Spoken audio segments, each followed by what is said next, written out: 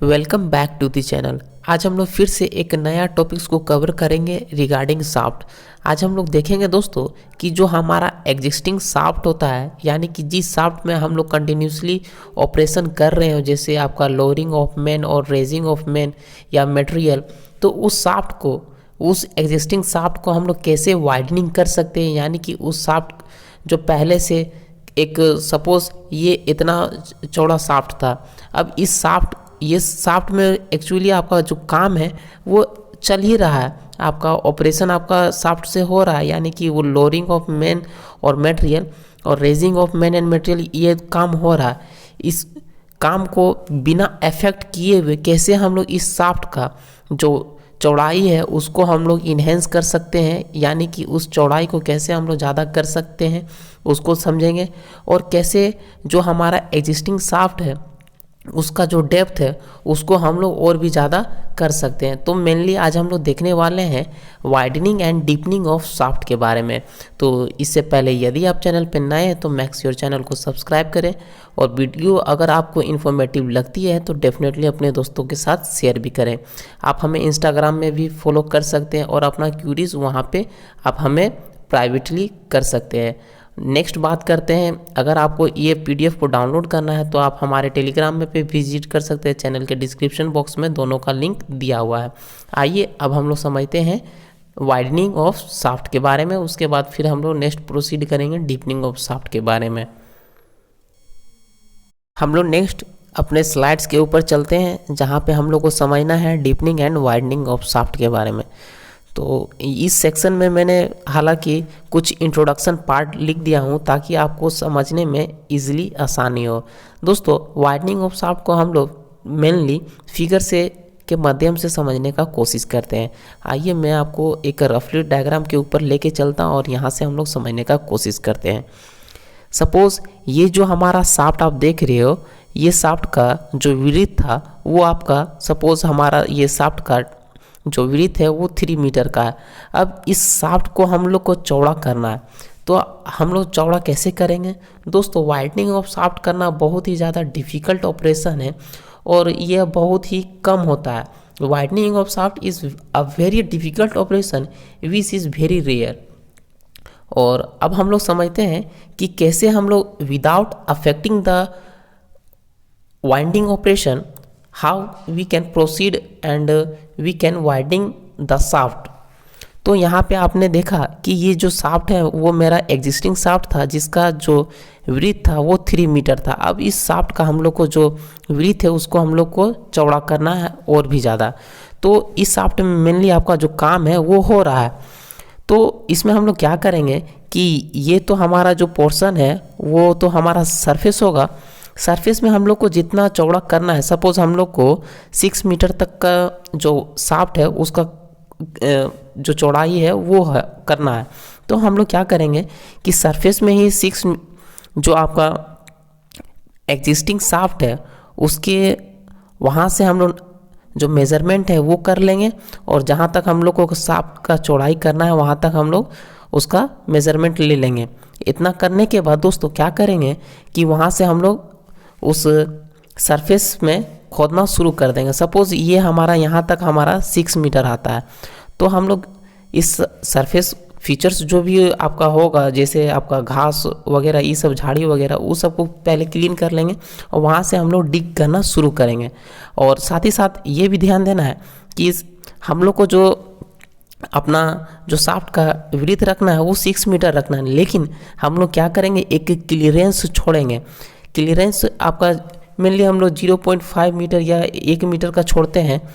तो क्लियरेंस लेके के हम लोग को जो चौड़ाई है वो चलना पड़ेगा। तो क्लियरेंस मान लेते हैं कि 0.5 मीटर का हम लोग को लेना है।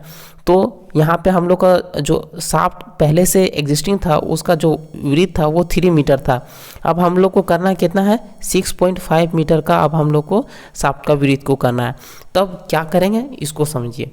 यहाँ पे मैंने एक मेज़रमेंट ले लिया 6.5 मीटर का। उसके बाद क्या करेंगे कि हम लोग यहाँ से डिग करना शुरू करेंगे। जब दोस्तों जैसे जैसे हम लोग डिग करेंगे और तो वहाँ पे हम लोग परमानेंट लाइनिंग करते हुए जाएंगे। ये यहाँ पे हमारा जो एग्जिस्टिंग शाफ्ट है इसमें तो ऑलरेडी यहाँ पे हमारा परमानेंट लाइनिंग हुआ है, तो उसको हम लोग कुछ नहीं इफेक्ट करेंगे। इसको हम लोग ये जो एग्जिस्टिंग शाफ्ट है उसको जैसा कहा वैसा ही रहने देंगे। लेकिन उसके जस्ट बगल में हम लोग जो मेज़रमेंट कर लिया है तो वहाँ से सरफेस में हम लोग डिग करना शुरू करेंगे कि जितना चौड़ाई हम लोग को करना है उतना तक हम लोग डिग करना शुरू करेंगे। जैसे जैसे डिग करते जाएंगे वैसे वैसे हम लोग टेम्पररी लाइनिंग करते हुए जाएंगे, टेम्पररी लाइनिंग करते हुए जाएंगे। और सपोज़ यहाँ तक हमने टेम्पररी लाइनिंग करते हुए आ गया, नीचे तक आ गया। और ये जो वाइडनिंग ऑफ शाफ्ट है वो मेनली हम लोग 30 मीटर डेप्थ तक ही कर पाते हैं, उससे ज़्यादा हम लोग नहीं कर पाते हैं। तो सपोज़ यहाँ तक हम लोग ने टिक करते हुए आ गया और ऊपर से हम लोग ने परमानेंट लाइनिंग भी करते हुए आया। तब नेक्स्ट क्या करेंगे हम लोग कि जब यहाँ पे सपोज़ यहाँ पे हमारा हार्ड रॉक मिल गया तो उस कंडीशन में हम लोग को जो डिग करते हुए आएंगे उसमें तो बहुत ज़्यादा प्रॉब्लम होगा, तो उतना ही इफ़िशियंसी तक हम लोग कर सकते हैं। हार्ड रॉक मिलने के बाद हम लोग अगर चाह के भी कहेंगे कि वाइडनिंग और भी कर सकते हैं तो वहाँ तक नहीं कर सकते हैं। हम लोग मेनली 30 मीटर तक ही कर सकते हैं। और 30 मीटर तक का जो सरफेस होता है वो लगभग आपका बहुत ही मुलायम होता है, सॉफ्ट सॉइल होता है, तो उसको हम लोग ईजिली डिग आउट कर सकते हैं। तो यहाँ तक हम लोग सपोज़ यहाँ तक हम लोग ने डिग आउट कर लिया और हमारा जो ऊपर से हम लोग परमानेंट लाइनिंग टेम्पररी लाइनिंग करते हुए नीचे तक आ गए। और जब यहाँ तक पहुँच गए तब नेक्स्ट हम लोग क्या करेंगे दोस्तों कि ये जो हमारा एग्जिस्टिंग शाफ्ट था उस शाफ्ट को या ये जो परमानेंट लाइनिंग था उसको हम लोग को ब्रेक करना है, तभी ना आपका जो चौड़ाई होगा। तो उसके लिए हम लोग क्या करेंगे कि अब नीचे से यहाँ से आप ध्यान दें, यहाँ से हम लोग क्या करेंगे, जैसे ही हम लोग ऊपर से हमारा जो टेम्पररी लाइनिंग करते हुए नीचे तक यहाँ तक आ गए तब हम लोग को क्या करना है कि नीचे से अब हम लोग को परमानेंट लाइनिंग करना है। तो जब परमानेंट लाइनिंग हम लोग नीचे से करेंगे दोस्तों तब ध्यान देंगे कि हर 3-3 मीटर के इंटरवल पर एक आपका जो होल है उसको छोड़ देंगे। होल इसलिए छोड़ेंगे ताकि हम लोग कैसे कभी भी अगर जब भी हम लोग को दीवार बनाना होता है तो जब भी जो मेसनरी वर्कर होता है, जो आपका राजमिस्त्री होता है, उसका हाइट से ऊपर तक हम लोग को दीवार करना होता है तो हम लोग क्या करते हैं कि एक प्लेटफॉर्म बना देते हैं, एक मचान जैसा बांस का खूंटा लगा करके हम लोग बना देते हैं। उसमें आप लोग ध्यान देते होंगे कि दीवार में एक छेदा कर देते हैं और उसमें हम लोग जो बांस का डंटा होता है उसको फंसा देते हैं, तो वो एक प्लेटफॉर्म बन जाता है। ठीक उसी तरह से हम लोग यहाँ पे क्या करेंगे, जब हम लोग नीचे से ऊपर जाना है परमानेंट लाइनिंग करते हुए तो हर 3-3 मीटर के इंटरवल पे हम लोग जो एक होल छोड़ते हुए जाएंगे। यहाँ पे मैंने 1-2 लाइन को यहाँ पे रिप्रेजेंट किया जो आपको बता रहा है कि हर 3-3 मीटर के इंटरवल पे आपका हर 3-3 मीटर के इंटरवल पे हम लोग डिस्टेंस को छोड़ते हुए जा रहे हैं। ऐसा इसलिए क्योंकि इसमें हम लोग को एक प्लेटफॉर्म बनाना होगा, तो इसलिए हम लोग हर 3-3 मीटर के इंटरवल पे एक होल को छोड़ते हुए ऊपर जा रहे हैं। जब हम लोग परमानेंट लाइनिंग भी हो जाता है तब नेक्स्ट हमारा जो काम होता है वो समझिए। उसके लिए अब जब चूँकि हमारा परमानेंट लाइनिंग हो चुका है और ये हमारा एग्जिस्टिंग जो शाफ्ट है उसका भी ऑलरेडी तो यहाँ पे परमानेंट लाइनिंग होगा, क्योंकि हम लोग जान रहे हैं कि यहाँ पे हमारा जो काम है वो चलता हुआ है, अभी भी ऑपरेशन हो रहा है। तो उसको अब इस परमानेंट लाइनिंग को तो हम लोग को हटाना पड़ेगा, तभी ना हमारा जो चौड़ा होगा शाफ्ट। तो इसको हटाने के लिए हम लोग क्या करेंगे कि यहाँ पे आप देखें ये जो ब्लू वाला लाइन आपको दिख रहा है वो आपको परमानेंट लाइनिंग को शो कर रहा है, और जो आपका डॉटेड लाइनिंग है उसमें हम लोग क्या करते हैं कि जो परमानेंट लाइनिंग के जस्ट बगल में ही हम लोग एक स्टील पाइप डाल देते हैं। स्टील पाइप यहाँ पर डाल दिया हमने और ये साइड भी हमने स्टील पाइप डाल दिया। अब स्टील पाइप डाल देने के बाद नेक्स्ट हम लोग काम करेंगे कि नीचे से या फिर ऊपर से, सपोज हम लोग आ गए अब ऊपर में जो हर 3-3 मीटर के इंटरवल पे हमने होल छोड़ा था उसमें एक प्लेटफॉर्म या फिर आप कह सकते हैं कि आयरन गार्डर लगा देंगे ताकि वहाँ पे इजीली एक वर्कर वो उस प्लेटफॉर्म में चढ़ करके उस जो परमानेंट लाइनिंग हुआ था, ब्रिक वालिंग जो हुआ था ऑलरेडी, जो शाफ्ट हमारा ड्रिवन था, उसमें हम लोग उसको खोलना शुरू करेंगे। और धीरे धीरे जैसे जैसे ईटा को खोलते हुए जाएंगे तो नीचे हम लोग प्रोसीड करेंगे। कुछ इस तरह से हम लोग इस ईटा को, ये जो परमानेंट लाइनिंग हुआ था पहले, उस ईटा को हम लोग खोल देंगे। तो जब खोल देंगे तो मेनली हम लोग को क्या दिखेगा, एक स्टील पाइप जो हमने जस्ट ये परमानेंट लाइनिंग के आगे में लगाया था। तो ये दोनों हम लोग को सिर्फ और सिर्फ हमारा जो स्टील पाइप है वो दिखेगा। जब ये दिखेगा तो मेनली अब हम लोग क्या करेंगे, जब हमारा पूरा जो परमानेंट लाइनिंग है उसको जब हमने खोल लिया, तब हम लोग नेक्स्ट हम लोग क्या करेंगे, ये इस स्टील पाइप को अब ऊपर से उठा लेंगे और निकाल देंगे इस स्टील पाइप को। जब आप इस स्टील पाइप को निकाल दोगे तो मेनली आपको क्या बचेगा कि ये पूरा स्पेस आपका जो चौड़ाई है वो आपको मिल जाएगा। तो इस प्रकार से हम लोग वाइडनिंग ऑफ शाफ्ट कहते हैं। दोस्तों, मैंने एक बहुत ही ज़बरदस्त फिगर के माध्यम से समझाने का कोशिश किया हूँ। अगर आपने वीडियो को गौर किया होगा तो आपको, मैं उम्मीद करता हूँ कि वाइडनिंग ऑफ शाफ्ट समझ में आया होगा। अगर आपको फिर भी समझ में नहीं आता तो आप एक बार फिर से इस वीडियो को प्ले करके देख लें। अब नेक्स्ट हम लोग समझते हैं डीपनिंग ऑफ शाफ्ट के बारे में। डीपनिंग ऑफ शाफ्ट का मतलब है कि दोस्तों, जो भी हमारा एग्जिस्टिंग शाफ्ट है, जो हमारा पहले से जो शाफ्ट खुदा हुआ है, उस शाफ्ट का हम लोग को डेप्थ को और ज़्यादा इन्हेंस करना है। और इस शाफ्ट में आपका मेनली काम हो रहा है, और उस काम को बिना इफेक्ट किए हुए उसके नीचे से और भी हम लोग को जो डीपनिंग ऑफ शाफ्ट है, यानी कि शाफ्ट का गहराई है, उसको और भी ज़्यादा करना है। तो ये काम को हम लोग अब देखते हैं इस स्लाइड में। यहाँ पे भी हम लोग इसको फिगर के माध्यम से समझने का कोशिश करेंगे। दोस्तों, यहाँ पे आप गौर करें, ये जो पार्ट्स है उसको अभी आपको नहीं देखना है। आपको मेनली देखना है कि सबसे पहला जो हमने क्या किया है कि यहाँ पे शाफ्ट अरेंजमेंट लगाया। इस शाफ्ट में आप देख रहे हो कि हमारा वाइंडिंग सिस्टम लगा हुआ है, और वाइंडिंग सिस्टम के साथ हमारा केज वो लगा हुआ है। और ये जो काम है वो ऑपरेशन आपका चलता है, यानी कि आपका जो शाफ्ट है वो अपना ऑपरेशन में लगातार हो रहा है, उसका ऑपरेशन। अब इस काम को बिना इफेक्ट किए हुए, चूँकि हम लोग को डीपनिंग ऑफ शाफ्ट करना है, तो डीपनिंग ऑफ शाफ्ट करने में लगभग हम लोग को 6 महीना 3 महीना तो समय लगेगा। तो 3 महीना तो हम लोग अपना प्रोडक्शन को हैम्पर नहीं कर सकते हैं ना। तो उसके लिए जब हम लोग को प्रोडक्शन भी हम लोग को लगातार चलाना पड़े और फिर भी हम लोग को डीपनिंग करना पड़े, तो उस कंडीशन में तो उस शाफ्ट का यूज तो हम लोग रोक नहीं सकते। तो शाफ्ट हमारा रनिंग कंडीशन में होगा। हम लोग जानते हैं दोस्तों कि जस्ट जहाँ तक हमारा जो केज आता है, जितना डेप्थ तक हमारा केज आता है, और उस डेप्थ के बाद हमारा एक सम्प होता है जिसमें कि आपका वाटर मेनली कलेक्ट होता है, जिसको हम लोग प्रोटेक्टिव, यहाँ पे प्रोटेक्टिव कवर या फिर सम्प कह रहे हैं। तो वो चीज़ होता है आपका नीचे में ही, यहाँ पे आपका शाफ्ट के जस्ट नीचे में आपका एक सम्प बना हुआ होता है, जिसको कि फर्दर हम लोग पंपिंग आउट करके सरफेस में पानी को पहुंचा देते हैं। आपको यहाँ पे फिगर में मेनली यहाँ तक आपको ध्यान देना है। ये जो पार्ट मैंने यहाँ तक दिखाया है, सपोज़ यहाँ तक ही हमारा शाफ्ट का डेप्थ था, ये चीज़ को अभी आपको इन्हें देखना नहीं है। यहाँ ही तक आपका जो शाफ्ट का, मैं इसको दूसरा कलर से दिखा रहा हूँ, ये शाफ्ट का जो डेप्थ है वो यहीं तक था। अब हम लोग को इस डेप्थ में जो चेंजेस करना है, यानी कि इस डेप्थ को और भी ज़्यादा करना है। तब क्या करेंगे कि जैसे ही केज हमारा नीचे उतरता है, तो एक उसके बाद हम लोग इस केज से जैसे उतरते हैं तो हम लोग जस्ट बगल वाला गैलरी से एंटर करते हैं।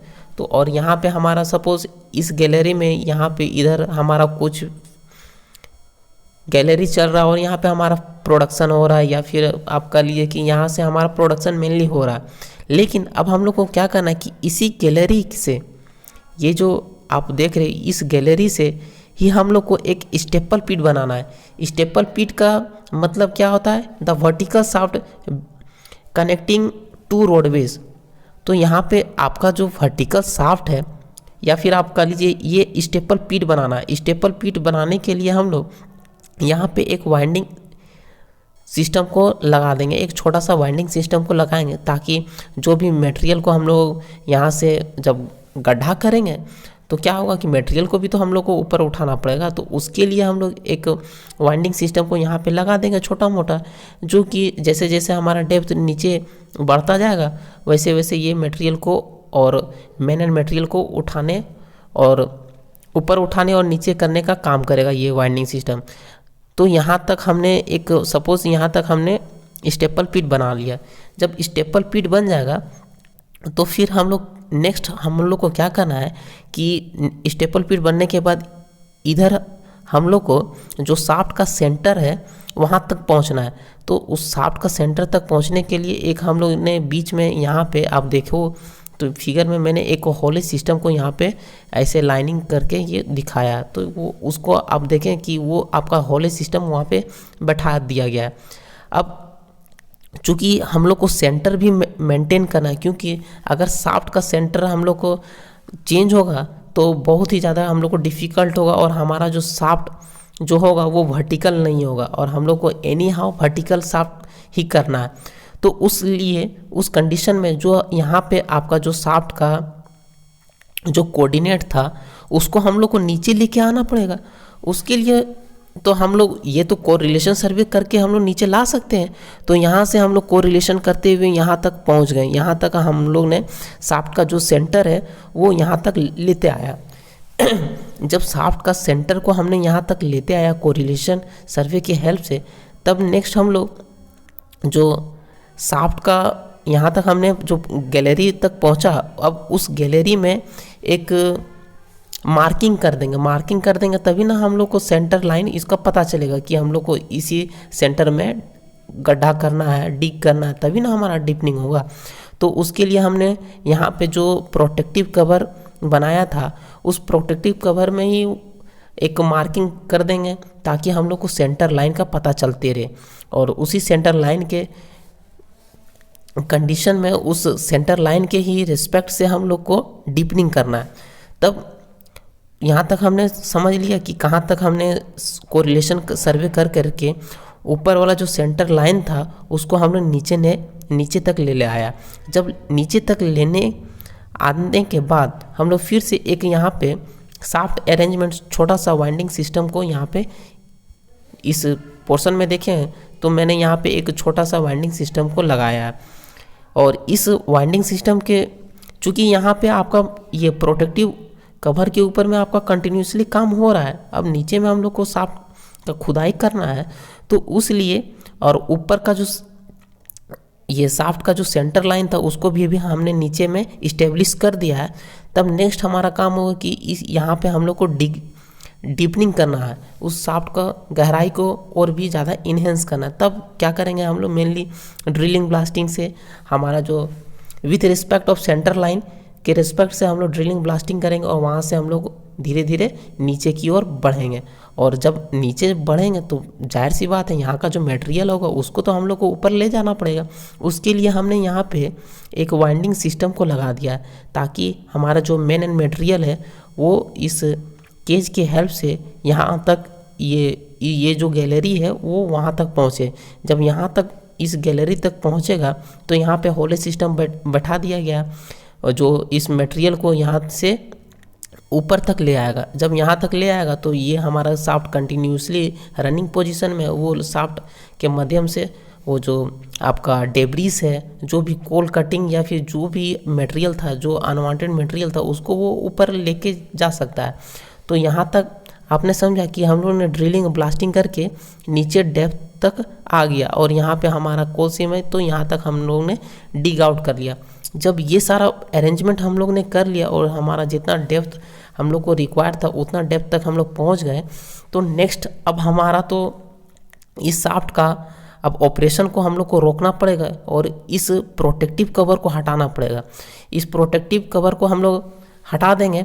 जैसे ये हटा देंगे उसके बाद हम लोग को जो शाफ्ट जो वाइंडिंग ऑपरेशन है उसको हम लोग को फिर से इंस्टॉल करना पड़ेगा। और जो चूँकि हम लोग को इसमें वाइंडिंग सिस्टम तो हमारा जैसा का वैसा ही रहेगा, लेकिन इसमें तो कुछ चेंजेस करना पड़ेगा।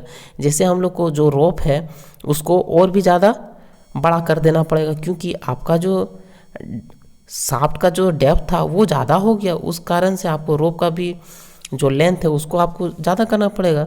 तो उस लिए जैसे ही प्रोटेक्टिव कवर हट जाता है तो यहाँ पे हम लोग फिर से शाफ्ट का जो वायर रोप है उसको हम लोग चेंज कर देते हैं और इस प्रकार से आपका डीपनिंग ऑफ शाफ्ट हो पाता है। उम्मीद करते हैं कि दोस्तों आपको डीपनिंग ऑफ शाफ्ट भी वाइंडिंग ऑफ शाफ्ट के जैसा ही आपको बेटर वे में समझ में आएगा। यहाँ पे मैंने कुछ इसके इंट्रोडक्शन पार्ट को लिख दिया हूँ कि कौन कौन सा मटेरियल आपका यूज़ होता है जब हम लोग डीपनिंग ऑफ शाफ्ट करते हैं। उम्मीद करते हैं कि आपको ये जो जानकारी है वो इन्फॉर्मेटिव लगी होगी। अगर आपको वीडियो इन्फॉर्मेटिव लगी है तो डेफिनेटली अपने दोस्तों के साथ शेयर करें, और इसके रिगार्डिंग यदि आपको कोई भी डाउट्स होता है तो मेक श्योर आप कमेंट सेक्शन में या फिर आप हमें इंस्टाग्राम में भी मैसेज कर सकते हैं। मिलते हैं एक और जानकारी के साथ, तब तक के लिए bye, God bless you all, जय हिंद।